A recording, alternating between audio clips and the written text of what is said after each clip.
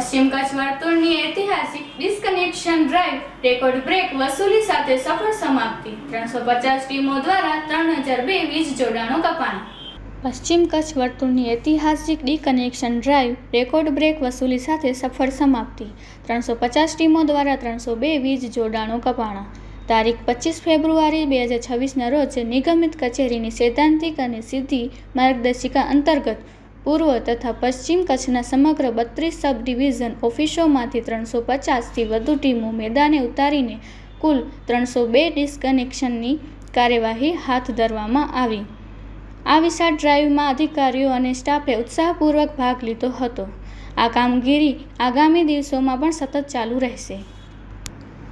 આ અભિયાન દરમિયાન પૂર્વ કચ્છમાં વસૂલી 3.30 કરોડ અને પશ્ચિમ કચ્છમાં વસૂલી 3.30 કરોડ, આમ કુલ કચ્છ વસૂલી 6.60 કરોડ।